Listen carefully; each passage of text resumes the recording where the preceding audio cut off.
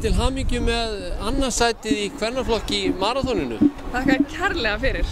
Þetta var mjög óvænt. Hvernig gekk í hlaupinu? Á hvað tíma varstu? Þetta gekk rosalega vel, miklu betur en ég þorði að vona. Ég var á 3:49:49. Það er bara mjög flottu tími. Ég er mjög ánægð með þetta.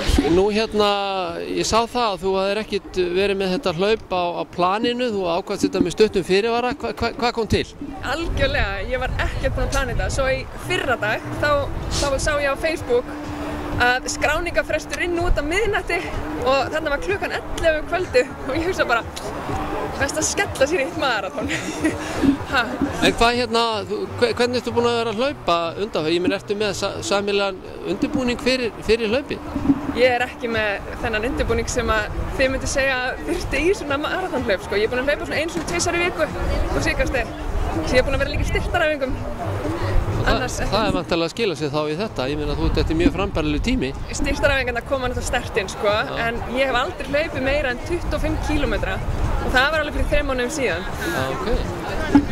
Ég sá þig á brautinu og mér fannst þú bara að vera að líta bara mjög vel út þarna því ég var að taka myndir. Þannig að hvernig leið þér sem sagt bara allan tíman? Takk, mér leið bara mjög vel, sko.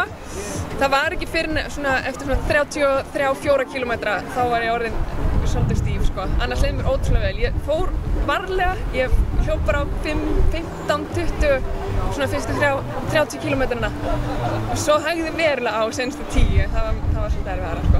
Hvernig nú var aðstæðurnar? Svolítið rigning og smá vindur, var það ekki? Þið fóru náttúrulega fram og tilbaka og þú lentir sennilega tvisvar þá í góðu mótvindi. Hvernig var það? Ég finnst það var bara allt í lagi, sko. Ég var nokkuð vel klædd í morgun, svo hendi ég af mig jakkanum og eyrnabandinu þegar ég var komin hálfa leið, þá var aðeins farið að hlýna. Þannig að þetta var ekkert svo slæmt, sko. Okkur er náttúrulega mjög kalt núna en þetta var ekkert kalt á leiðinni, ekki þannig.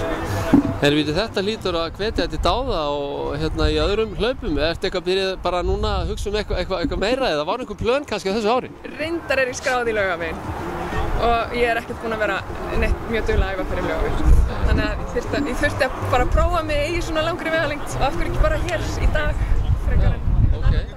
En ég meina þú, væntanlega maraþon er eitthvað sem að greinilega liggur vel fyrir þér? Ég þarf greinilega að fara að skipta út í lengri vegalengdir. Er það ekki að tala um að þegar maður eldist þá þurfum maður að fara að hlaupa lengra og hægja hans á sér? Já, sumir segja það. En frábært bara, takk fyrir þetta.